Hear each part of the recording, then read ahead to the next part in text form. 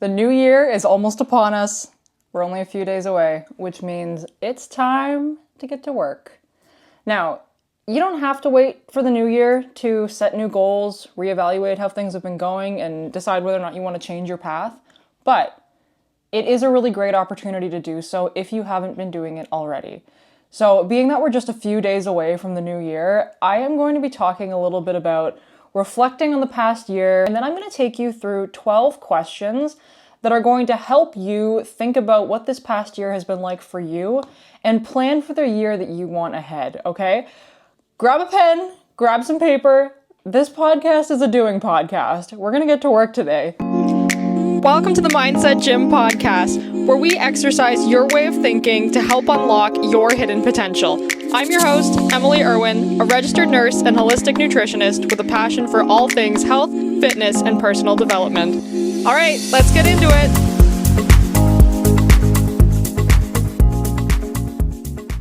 Hi guys, welcome back to the Mindset Gym podcast. Thanks so much for tuning in. It's almost New Year's. We are kind of in that middle holiday space between Christmas and New Year's, and I think this, at least for me, is the time of year where I like to really sit down and kind of reflect on what this past year has been like and think about what kind of goals I want to set, what kind of intentions I want to set for the upcoming year. And so today I'm going to help you go through that. We're going to be working through this together. I'm going to be asking you some questions that are going to kind of prompt you to think about what this year's been like for you and think about what kind of things you want to set in motion for the coming year. So as I'm asking you these questions, what I want you to do today, provided you can, if you're driving, don't grab a pen and paper and write all these down, okay? We don't need any car accidents or anything like that going on from this episode, okay? Please be safe. But if you are driving, if you're at the gym, if you're doing something where you can't physically write things down or make notes on your phone or whatever, I just want you to start thinking about these, and then, at a later time, you can start writing them down and start piecing together what you want this year to look like. And you can start using your answers to these questions to build a framework of your coming year. And because right now, I think we all, at some point or another, have gotten into some habit of setting, New Year's resolutions. And while I think there is a lot of value in setting resolutions, I think sometimes if we just have this arbitrary list of things we want to accomplish without giving a whole lot of thought to why we're doing them, what kind of intentions we have behind them, how exactly we're going to put them into practice, without having that kind of additional work going into your resolutions, it becomes very difficult to actually follow through on them. And then the new year starts and you're consistent for a couple of weeks, but then it gets really hard and life gets in the way and February rolls around and you've already scrapped everything on your list. And I don't want that for you, okay? I don't want that for me. I don't want that for you. This year we are going to be setting intentions that we're actually going to stick to, okay? So I'm going to kick this off with the first question that I want you to think about, or write down some answers while we're going through this, okay? What experience from 2025 or the previous year, I guess, whenever you're listening to this, what experience from the previous year changed you the most and why? And I'll give you some of my answers as we're going through this. So when I was thinking about this past year for me, and I've been thinking about, what have been kind of the biggest things for me this year? And I think some of the common themes that I have really leaned into this year have been setting boundaries, listening to my body, and leaning into a life that feels authentically mine. And I'm going to dive into a little bit what I mean by that. And so as I'm doing that, you can start to kind of piece together your answer to that first question. So this past year, I have tried to work a lot more on speaking my true feelings and being honest about the way that I feel with people and not just, keeping my mouth shut to keep the peace and people pleasing and just trying to have everybody like me. I'm really trying to lean into just being who I am and being my authentic self and leaning into a life that feels authentically mine. And I think related to that, one of the things that really changed my perception or solidified it, I guess, in a way, earlier this year, I went to Japan for the first time. And actually, if you're listening to this episode when I post it, I'm going to be in Japan again. And it was kind of one of the first major, just for fun travel experiences I ever had. And I always knew that it was something that I wanted to spend more of my time doing as I got older. I wanted my life to be more about being able to travel and have new experiences and have kind of the freedom with my time to do things like that. And that experience really solidified that for me and really helped prompt my partner and I to have, more discussions about what we value in our life, what we want our life to look like going forward, and just really setting the wheels in motion to start building the life that we really want. And along with that, some things that I've really leaned into to try and, live a life that is really true to me is letting go of other people's expectations for what my life should look like and what, the normal trajectory the normal trajectory and path that people expect you to take.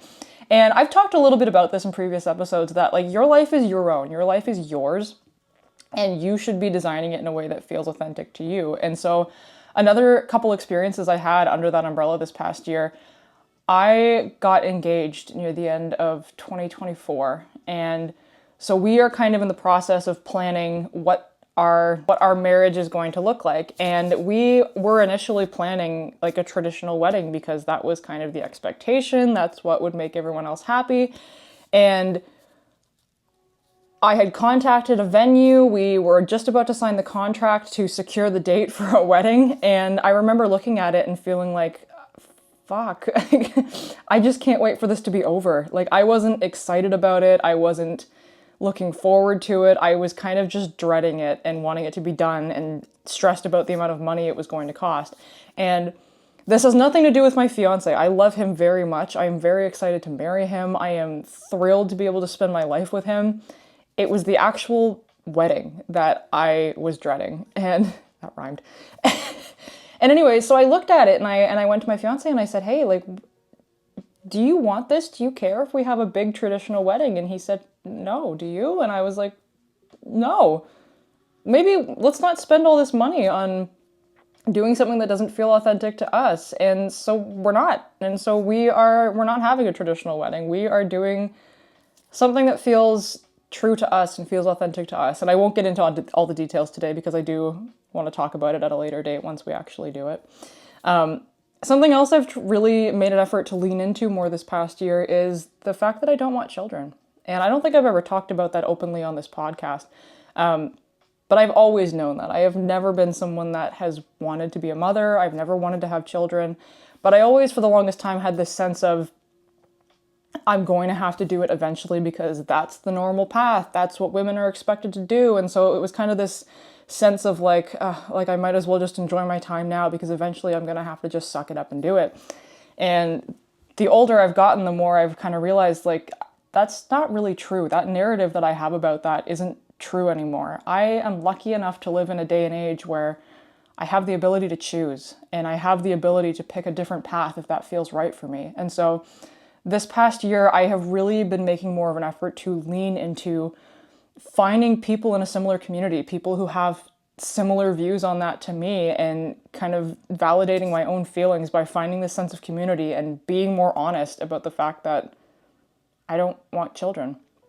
And so I think this whole year in general has just been kind of a big practice in just leaning into who I really am and not trying to hide that from other people, not trying to water that down for other people, and just being honest about the person that I am. So the second question I have for you is, what habits and choices are you proud of for sticking to this past year?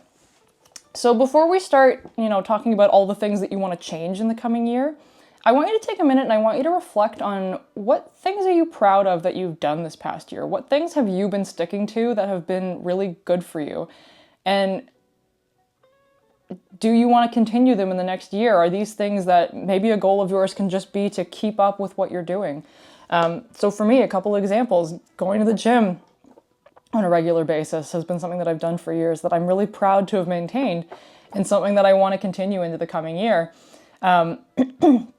Prioritizing my sleep has been something I've made a much bigger effort to do this past year, and I feel a lot better for it. I'm really proud that I put in the work to make it a priority, and I want to continue that into the next year. So what are some things you've done? Maybe you've picked up a new hobby. Maybe you've started exercising in some capacity. Maybe you've started talking a little nicer to yourself. Maybe you've cleaned up your diet in some sort of way. whatever it is, take a moment to just, be proud of yourself for doing it, and put that on your list as something that you don't necessarily want to change for the coming year, but something that you want to continue. I don't remember where I saw this. There was a period of time where that kind of like stop, start, continue list was a thing, where people would make lists of things they want to stop, things they want to start, and things they want to continue. And I think that's kind of a good mindset to have going into this, because New Year's resolutions don't always have to be about changing everything and getting rid of a bunch of things and overhauling your entire life. Sometimes it is just making a conscious effort to keep doing the things that have really been serving you. The third question I have for you is, what challenge did you overcome this year that you didn't think you could?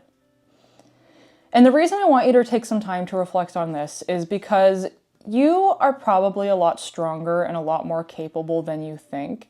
And sometimes we tend to forget that when we encounter new challenges, the fact that we have overcome so many hard things already, and you are actually much more capable of taking it on than you realize. And so I think having this moment of just reflecting on something really difficult that happened to you this year and giving yourself a moment of appreciation for the fact that you got through it, and the fact that you are strong enough to get through it, and you're strong enough to tackle any challenges that come your way in this coming year. And kind of a part B to that question is, I want you to take a moment to think about, what did you learn from that difficult situation? That hard thing you went through this year, did it change you in some way?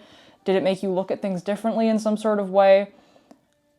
How did it shift your perspective? How did it shift the way that you're showing up? And how can you lean into that mindset of looking for lessons the next time you encounter something hard? The next question that I have for you is, where is one area that you have held yourself back this past year? What did it cost you? And how can you change it in the coming year? And so this was something I actually asked myself a year ago, which was the fact that I was not always very good, and I'm still working on it. I'm not perfect at it, but I have not always been very good about being honest with my feelings and being, very forthright with what I want to say with people. And I tend to just kind of swallow the things that I want to say in order to keep the peace. And I remember last year really reflecting on that and realizing just how much internal turmoil I caused myself by doing that. And it really made me want to make that a priority and a focus for this past year, was just trying to be more honest. And so where is an area that you've been holding yourself back, and what's it been costing you? I want you to really think about, what are the consequences? What impact has it had on your well-being, mentally or physically? And what can you do to change that? Or what steps can you take to start approaching that in the coming year? The next question is, what did you avoid this past year that you wish you had faced sooner? Maybe you faced it later than you wanted to. Maybe you haven't faced it at all yet. But take a moment to think about it. Is there something that you are avoiding or have been avoiding that is causing some sort of negative downstream impact that you know you need to do something about? If there is, write it down and make that part of your priority list for the coming year. And I'm not saying you have to go and tackle the entire thing today. You don't. But just having it on your radar makes a huge difference, because you can start piecing together really small steps that you can take to start working on this, even if you don't tackle it all right away. Question number 6, what do you want to feel more in this upcoming year? What state of mind do you want to have more often? Maybe it's excitement, maybe it's joy, maybe it's wonder, maybe it's peace, maybe it's just contentment with your day-to-day life. What feelings do you want to have more? And write them down, just without thinking. Whatever comes to mind, whatever you want to feel more of, write it down, or make a mental note of it if you can't write it down right now. But once you have that down somewhere, I want you to start thinking of things you can do to prompt those feelings. What steps can you start taking? What habits can you start integrating into your life? What experiences can you have that will prompt you to have more of those feelings? Because there are ways that you can make that possible. You can purposely seek out things that are going to trigger those feelings for you. Number 7, if you could meet the version of yourself that exists at the end of this coming year, what kind of person do you want them to be? So If you're listening to this around the time that it's posted, if you were to meet the version of you at the end of 2026, what kind of person do you want them to be? How do you want them to look? How do you want them to talk? How do you want them to act? What do you want their goals to be? What do you want their day-to-day routine to be? Where do they live? What kind of relationships do they have? Are they confident? Are they kind? Really, in deep, deep detail, start piecing together what you want this person to look like, because this gives you a good roadmap. Once you have a very clear image of who you want the person at the end of next year to be, you can use that as your final destination and start working backwards. So maybe that version of you that you want to exist at the end of next year is wildly different from the version of you that exists right now. Maybe they look very different. Maybe they live somewhere different. Maybe they have a different job. Maybe they have a different relationship. Maybe they are much more confident than the version of you that exists right now. Take that version that you've created in your mind and start working backwards to figure out what steps you need to take in order to bridge the gap between who you are now and who you want that person to be. Because that version of you can exist at the end of this next year. It's in your hands to decide if that happens. The next question, what is one area of your life that you want to give more attention and care this coming year? So is there an area of your life that maybe you started paying some attention to, maybe you haven't really given it a whole lot of attention at all right now, but you know that there's a lot of importance in it, and you know that it's something you should probably lean more into in this coming year. So for me, something that I want to give more attention to is listening to what my body needs as it relates to my physical fitness. And so I'll explain what I mean. I have been working out consistently for a very long time, but I have had a very bad habit of doing things to make my ego happy and not necessarily listening to what my body needs. And so, pushing myself at times when maybe I shouldn't be pushing myself, or not pushing myself at times when I should be, not adjusting my workouts after a really bad night of sleep, not adjusting what I'm doing if I'm under a lot of stress, not adjusting what I'm doing if I'm injured. And so I have just recently started leaning into this more and started paying more attention to what my body actually needs, and not just trying to do things because they look impressive and because they make my ego feel good. So this is something that I'm seeing a lot of value in. I know that if I want to stay physically fit and able to exercise long term, which has kind of been more my focus lately, if I really want to make longevity and overall health the focus, I need to pay more attention to what my body actually needs. And so this is an area I want to give more care in the coming year. This is an area that I know deserves my attention. Number 9, what habits will support the life you want to build this coming year? So again, this could go back to thinking about the version of you at the end of next year. Maybe take a moment and think about what you want your life to look like at the end of next year. So imagine like a day-to-day routine. What time are you waking up in the morning? What does your house look like? What kind of clothing are you wearing? What kind of job are you going to? Piece together what you want that life to look like at the end of next year, and think about what habits you need to put into place in order to make that happen.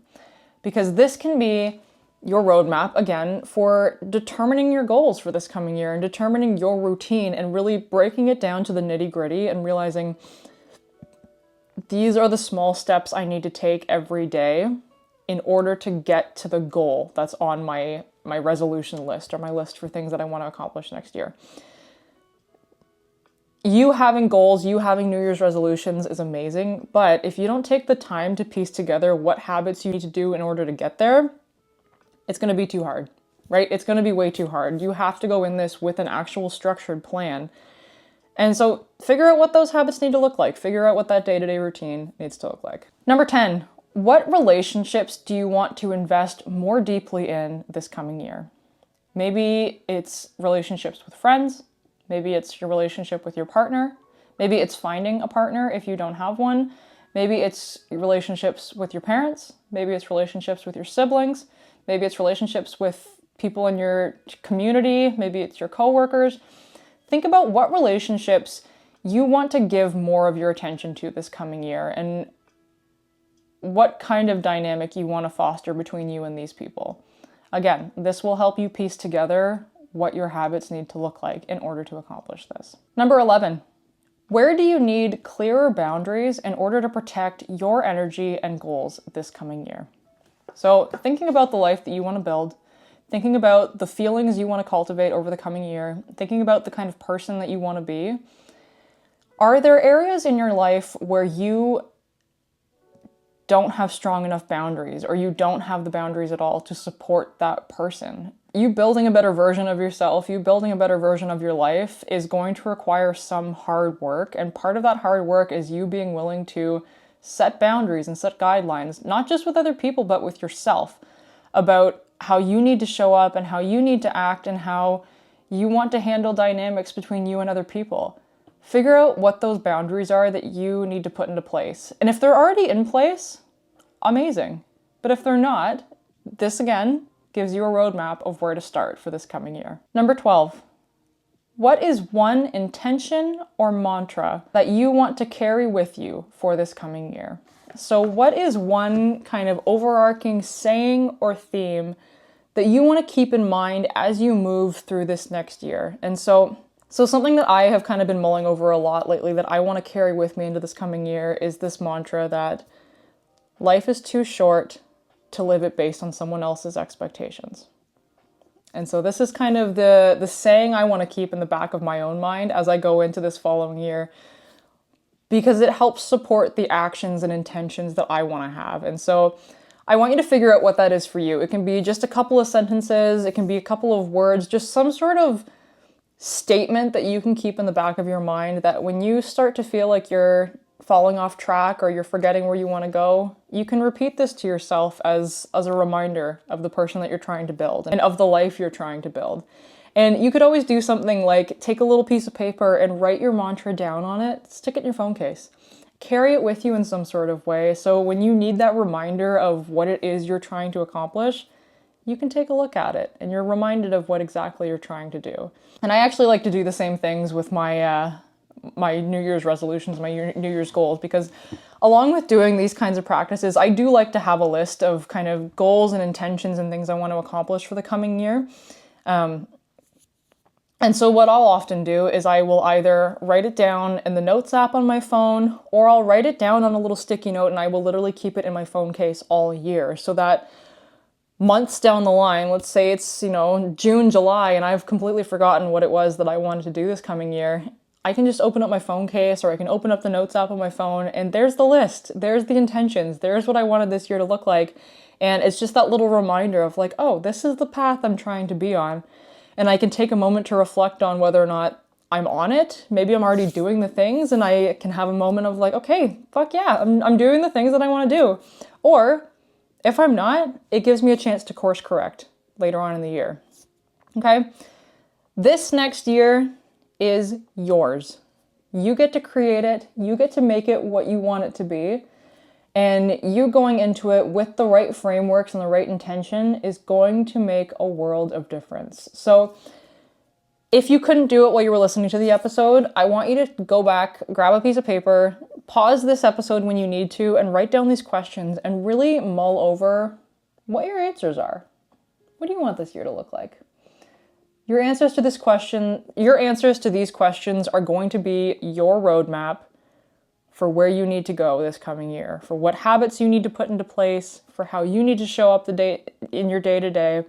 And it's going to create a foundation to help support the actions that you're taking. So when you find yourself falling off the bandwagon, or you're finding your resolutions really hard to keep up with, you can go back to your answers to these questions and remind yourself of why you're doing them in the first place. Okay? I hope you guys have an amazing day. I will catch you next year, I guess. Thanks so much for tuning in. Hey, thanks for listening to the show. If you like the episode, don't forget to like, subscribe, leave a review, or share the show with a friend. Your support helps the show reach even more incredible people just like you. Thanks again for tuning in, and I'll catch you next time at the Mindset Gym.